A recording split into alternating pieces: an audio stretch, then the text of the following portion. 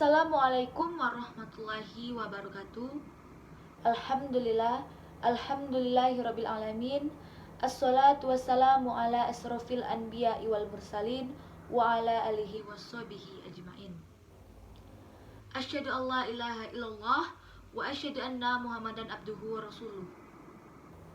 Yang saya hormati Ibu pembimbing pelajaran agama Islam, Ibu Yamsasmi. Di sini saya Nuraila Mubarokah dari kelas 12 IPA 3. Pada kesempatan atau video kedua kali ini, saya akan menjelaskan materi mengenai pendidikan agama Islam. Tepatnya ada 8 poin besar, yakni yang pertama, kapan dan di mana dimulainya kebangkitan peradaban Islam. Yang kedua, menjelaskan faktor-faktor kemajuan Islam di dunia. Yang ketiga, menjelaskan jenis pemetaan periodisasi sejarah Islam menurut Harun Nasution. Yang keempat, menjelaskan perkembangan peradaban Islam di masing-masing benua. Tapi nanti akan dikhususkan pada benua tertentu saja. Yang kelima, menjelaskan biografi singkat pada para ilmuwan muslim yang telah memberikan pencerahan terhadap dunia. Yang keenam, menjelaskan mengapa bangsa barat menjadi maju sedangkan umat Islam mundur. Yang ketujuh, sejak kapan dimulainya kemunduran peradaban umat Islam dan apa penyebabnya. Dan yang terakhir, yakni menjelaskan bagaimana peradaban umat Islam yang ada di Indonesia sekarang jika dibandingkan dengan periodisasi umat Islam di masa lalu dan bagaimana pendapatnya. Baiklah, teman-teman yang dirahmati oleh Allah Subhanahu wa Ta'ala, secara umum peradaban Islam dibagi dalam 3 periode besar, yaitu periode klasik, periode pertengahan, dan periode modern. Di mana pada periode klasik merujuk pada masa kemajuan dan kejayaan Islam yang dibagi ke dalam 2 fase, yakni fase ekspansi, integrasi, dan kemajuan pada tahun 650 sampai 1000 Masehi dan fase disintegrasi pada tahun 1000 sampai 1250 Masehi. Dan pada fase kemajuan, Islam mengalami internasionalisasi pada masa Bani Umayyah. Islam mulai masuk ke Eropa melalui Spanyol. Pengaruh Islam meluas dari Afrika Utara sampai ke Spanyol di belahan barat dan melalui Persia hingga ke India di belahan timur. Daerah-daerah itu tunduk di bawah kekuasaan Islam. Sayangnya, pada fase disintegrasi, kutuan umat Islam dalam bidang politik mulai pecah. Kemudian yakni periode pertengahan. Pada periode ini juga dibagi dalam 2 fase, yakni fase kemunduran dan fase 3 kerajaan besar. Pada masa fase kemunduran, yakni pada tahun 1250 sampai dengan 1500 Masehi, desentralisasi dan disintegrasi meningkat. Perbedaan antara Sunni dan Syiah dan juga antara Arab dan Persia semakin bertambah nyata. Dunia Islam terbagi menjadi 2 bagian. Arab yang berpusat di Mesir, yang terdiri dari Arabia, Irak, Suriah, Palestina, Mesir, dan Afrika Utara. Sementara itu, bagian Persia yang berpusat di Iran terdiri dari Balkan, Asia Kecil, Persia, dan Asia Tengah. Pada fase kedua adalah 3 kerajaan besar, di mana pada tahun 1500 sampai dengan 1700 Masehi dan masa kemunduran, yakni pada 1700 sampai dengan 1800 Masehi. 3 kerajaan besar yang dimaksud adalah kerajaan Utsmani di Turki, kerajaan Sufawi di Persia, dan kerajaan Mughal di India. Pertahanan terhadap ilmu pengetahuan sangat kurang di masa ini. Hasilnya, umat Islam semakin mundur saat 3 kerajaan tersebut mendapat banyak tekanan, kekuatan militer, dan politik menurun. Tentara Islam yang kaidah harus angkat kaki dari benua Eropa dan kerajaan-kerajaan barat bersatu mengusir Islam dari Eropa. Selanjutnya yakni fase modern, di mana fase modern termulai atau terjadi pada 1800 sampai dengan sekarang, di mana merupakan zaman kebangkitan umat Islam. Kebangkitan umat Islam ini dibagi lagi menjadi 2 periode, yakni kebangkitan awal pada tahun 1800 sampai dengan 1967 dan kebangkitan kedua, yakni pada tahun 1967 sampai dengan sekarang. Pada periode kebangkitan awal, muncul kesadaran akan pentingnya pembaruan dalam Islam, baik secara politik, militer, sosial, dan budaya. Sementara itu, pada kebangkitan kedua, kekalahan Arab oleh Israel tahun 1967 menjadi titik yang mengunggah umat. Kemudian, berkembanglah pemikiran mengenai filosofi dan metodologis dalam rangka pembaruan Islam di era kontemporer seperti sekarang. Baiklah teman-teman yang dirahmati oleh Allah Subhanahu wa Ta'ala, kita masuk ke bagian yang terpenting kedua mengenai faktor-faktor yang mempengaruhi kemajuan Islam di dunia.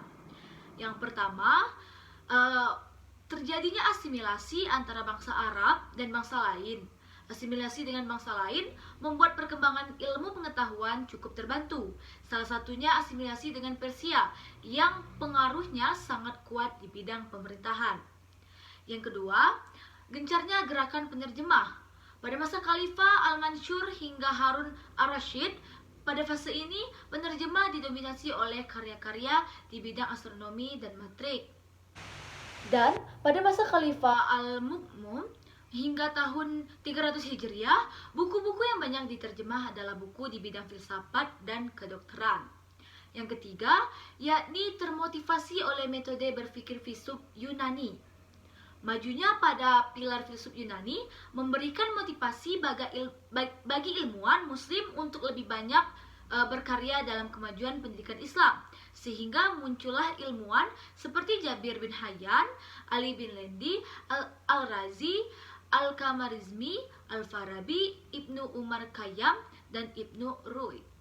Baiklah teman-teman, kita masuki kepada poin yang ketiga mengenai pemetaan periodisasi Islam menurut Harun Nasution.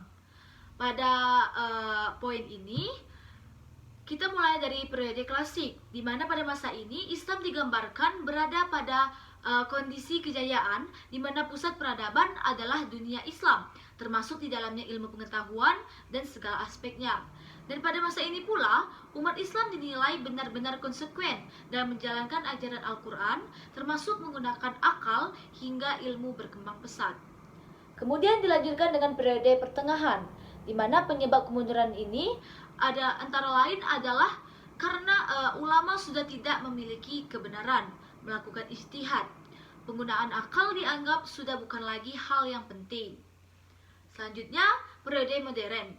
Kesadaran untuk bangkit pada periode ini turut disebabkan oleh kebangkitan bangsa Eropa yang menguasai dunia termasuk di dalamnya, sehingga perlu adanya kegiatan atau gencaran dari setiap umat Islam untuk melakukan perubahan pada periode ini, pada periode modern ini.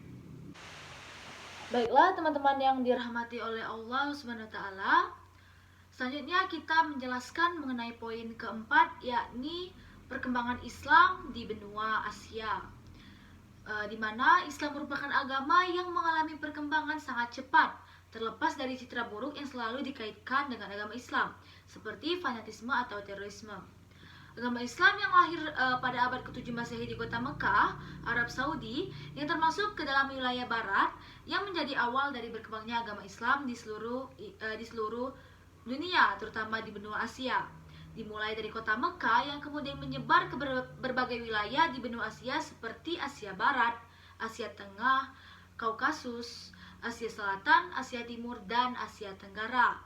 Tercatat hingga tahun 1990, beberapa negara di Asia bahkan penduduknya mayoritas beragama Islam. Contohnya antara lain Indonesia, Brunei Darussalam, Iran, Irak, Palestina, dan sebagainya. Kemudian, masuk dan berkembangnya Islam di negara Asia melalui beberapa cara lain, seperti pertama saluran perdagangan, di mana masuknya Islam ke negara-negara Asia dimulai pada abad ke-7 hingga ke-16 melalui perdagangan yang dilakukan oleh para pedagang-pedagang muslim seperti Arab, Persia, dan India, di mana sebagian besar wilayah di Asia merupakan wilayah-wilayah yang dilalui oleh lalu lintas perdagangan. Yang kedua yakni saluran perkawinan, di di mana para pedagang muslim dari segi perekonomian dipandang memiliki status sosial yang lebih baik daripada kalangan pribumi, sehingga penduduk pribumi yang kebanyakan berasal dari golongan bangsawan tertarik dan bersedia menikahkan para pedagang muslim yang menetap sementara untuk berdagang, dan pada akhirnya mereka memutuskan untuk menikah dengan masyarakat pribumi dan menetap di kawasan-kawasan di Asia. Dan yang ketiga yakni melalui saluran tasawuf, di mana sebelum masuknya Islam, masyarakat Asia terutama Indonesia masih banyak yang menganut sistem kepercayaan animisme, dinamisme, agama Hindu dan Buddha, yang sebagian besar melebur ke dalam adat istiadat. Kebudayaan dan tradisi ini mempermudah para pengajar tasawuf atau sufi yang mengajarkan tentang teosofi sehingga ajaran Islam dapat dengan mudah diterima dan berkembang di negara-negara Asia. Selanjutnya yakni melalui saluran pendidikan, di mana masuk dan berkembangnya Islam dilakukan melalui jalur pendidikan. Masyarakat kawasan yang pada saat itu mengalami banyak kesulitan untuk memperoleh pendidikan karena adanya praktik-praktik imperialisme dan kolonialisme di negara-negara Eropa, membuat Islam masuk melalui jalur pendidikan mudah diterima oleh masyarakat di Asia. Kemudian melalui saluran kesenian yang digunakan para ulama pada saat itu untuk menyebarkan agama Islam melalui nyanyian, tulisan, dan seni pahat. Dan yang terakhir adalah melalui saluran politik, di mana salah satu saluran yang digunakan untuk menyebarkan agama Islam adalah pengaruh politik yang disebabkan karena pernikahan para pedagang muslim atau ulama yang menikah dengan putra-putri bangsawan. Oke, teman-teman yang dirahmati oleh Allah Subhanahu wa taala. Sejarah Islam dimulai dari negara Arab yang merupakan negara tempat lahirnya agama Islam yang kemudian menyebar ke Irak dengan berhasil ditaklukkannya Irak oleh tentara Islam pada tahun 633 sampai dengan 637 yang membawa bangsa Arab dan ajaran Islam. Penyebaran Islam di Irak berpusat di kota kembar Basrah, Kufah pada masa pemerintahan Khalifah Umar bin Khattab. Arab kemudian melanjutkan invasinya ke negara Iran yang akhirnya menjadi salah satu negara dalam perkembangan Islam di bidang sastra, seni, arsitektur, filsafat, matematika, astronomi, kedokteran, dan ilmu-ilmu Islam lainnya. Islam kemudian masuk ke India yang sebelumnya kemerdekaannya masih menjadi kesatuan dengan beberapa negara antara lain Pakistan dan Bangladesh. Masuknya Islam di India melalui 3 tahap, yaitu pada abad ke-8 dengan masuknya orang Arab ke India, masuknya orang Turki di awal ke abad 12, dan Afgan yang masuk ke India pada abad ke-16. Perkembangan Islam di Asia berlanjut di Pakistan, di mana Pakistan merupakan negara muslim di Asia yang didirikan atas nama Islam. Lahirnya negara Pakistan berawal dari gerakan Aligarh yang dipimpin oleh Syahid Khan yang memperjuangkan identitas politik yang terpisah bagi kaum muslim di India. Perkembangan Islam kemudian berlanjut ke wilayah Asia Tenggara pada abad ke-7 dan ke-8 Masehi. Kemudian dengan masuknya Malaysia dan Indonesia melalui Selat Malaka, melalui perdagangan dan perkawinan. Hingga sekarang, Islam telah berkembang di Myanmar, Thailand, Kamboja, Laos, Vietnam, Singapura, Indonesia, Brunei Darussalam, dan Filipina. Baiklah teman-temanku, di sini poin kelima yakni mengenai biografi para ulama-ulama yang telah membawa pencerahan besar terhadap Islam. Di mana yang pertama yakni ada Al-Jazari, di mana pada tahun 1100-an sebuah jam yang sangat tidak biasa dan unik dibuat oleh Al-Jazari ini. Ini adalah sebuah jam besar yang digadang-gadang sebagai karya robotik pertama di dunia. Yang kedua yakni ada Ibnu Sina atau Aucana. Nama lengkapnya adalah Abu Ali Al-Husna Ibnu Abdan Ali Ibnu Al-Hasan Ibn Ali Ibnu Sina. Berkebangsaan Sina, lahir pada tanggal 22 Agustus 980 Masehi, Afsona, Uzbekistan. Dia meninggal tanggal 22 Juni 1032 di Hamedan, Iran. Ia adalah seorang filsuf, ilmuwan, dan dokter kelahiran Persia. Yang ketiga yakni ada Al-Kandi, lahir di Kufah, Irak, dengan nama lengkap Abnu Yusuf Yaqub Isaf Asri Sabbah Al-Kandi. Orang tuanya adalah salah satu di mana bernama Ishaq bin Sabbah di mana ia menghembuskan nafas terakhirnya di Baghdad, Irak. Dan yang keempat ada Ibnu Haytham, di mana ia lahir pada tanggal 1 Juli 965 Masehi di Basra, Irak, dengan nama Abdul Ali Al-Hasan Ibnu Al-Hasan Ibnu Al-Haytham. Ia menghembuskan nafasnya pada tanggal 6 Maret 1040 di Kairo, Mesir. Dan ia adalah seorang ilmuwan yang ahli dalam bidang sains, falak, matematika, geometri, pengobatan, dan filsafat. Baiklah teman-teman yang dirahmati oleh Allah Subhanahu wa Ta'ala, kita masuki pada poin yang ke-6, di mana ada pertanyaan mengenai mengapa bangsa Barat semakin maju sedangkan bangsa Islam semakin mundur. Pada kasus ini ada sebuah kata-kata di mana menuntut ilmu merupakan kewajiban bagi setiap muslim laki-laki dan perempuan. Namun pada kenyataannya banyak umat Islam yang malas belajar, bahkan ada yang menganggap bahwa wanita tidak perlu sekolah tinggi-tinggi. Oleh karena itulah akhirnya juga hal tersebut membuat persepsi bahwa wanita harus tinggal di dapur saja. Sehingga tidak sedikit umat Islam justru meniru kebudayaan Barat, di mana budayanya yang bertentangan dengan ajaran Islam. Sebagian contohnya, kenapa umat Islam mundur? Karena sebagian umat Islam telah menganggap kalau pendidikan adalah nomor sekian, sedangkan bangsa Barat sangat menjunjung tinggi dan menghargai pendidikan. Oleh karena itu terdapat kesenjangan di mana bangsa Barat semakin maju dan bangsa Islam malah semakin mundur. Selanjutnya pada poin ke-7 kita membahas mengenai fase kemunduran umat Islam, di mana pada fase kemunduran berlangsung pada tahun 1250 sampai dengan 1500 Masehi, yang selama zaman ini desentralisasi dan disintegrasi bertambah meningkat. Selama zaman ini, pada masa sebelumnya juga telah terjadi perpecahan umat Islam dalam bidang politik, kekuasaan khalifah menurun, dan hilangnya khalifah yang sebagai kesatuan politik umat Islam. Ada 4 penyebab kemunduran Islam, yaitu 1. Pintu ijtihad tertutup di kalangan Islam. Yang kedua, pengaruh negatif, khususnya sikap fatalisme dan pemujaan atau pengaltusan terhadap guru dapi. Selanjutnya yakni kurangnya perhatian terhadap ilmu pengetahuan. Dan yang terakhir, umat Islam di Spanyol dipaksa masuk Kristen atau keluar dari daerah itu, sehingga hal-hal tersebutlah yang menjadi penyebab kemunduran dari Islam.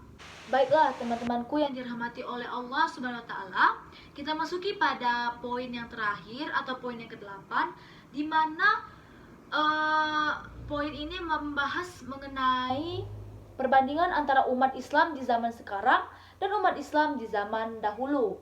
Di mana menurut pendapat saya, jika di Indonesia, periodisasi di masa sekarang cukup maju daripada periodisasi Islam di Indonesia pada zaman lalu. Karena daripada masa lalu, pemeluk agama Islam periodisasi sekarang sudah lumayan banyak dan lumayan maju daripada pada masa lalu. Dan jika dibandingkan dengan dunia periodisasi pada masa sekarang dan masa lalu, pada masa lalu mengalami kemunduran karena bangsa Barat lebih mendominasi daripada umat Muslim. Tetapi secara garis besar, untuk sekarang Islam di Indonesia sudah lumayan, dan mayoritas juga penduduk Indonesia kita ketahui bahwa telah beragama Islam. Oleh karena itu, kita sebagai umat Islam juga wajib untuk menjaga kelestarian budaya dan tetap memiliki ketaatan yang besar terhadap Allah Subhanahu wa Ta'ala, dan tidak melakukan hal-hal atau perbuatan-perbuatan yang dapat merugikan kita, baik merugikan agama kita, merugikan bangsa kita, atau merugikan yang lainnya. Oleh karena itu, saya mengajak teman-teman semua untuk selalu bersikap positif, selalu melakukan hal-hal baik, dan tidak melakukan hal-hal yang dilarang oleh Islam. Baiklah teman-teman, mungkin itu saja penyampaian yang dapat saya sampaikan. Semoga kita semua dirahmati oleh Allah Subhanahu wa Ta'ala dan mendapatkan ilmu pengetahuan yang juga merupakan ridho dari Allah Subhanahu wa Ta'ala. Dan apabila saya terdapat kesalahan, baik sengaja maupun tidak, saya memohon maaf. Dan kepada Tuhan saya mohon ampun. Saya akhiri, wabillahi taufiq wal hidayah. Wassalamualaikum warahmatullahi wabarakatuh.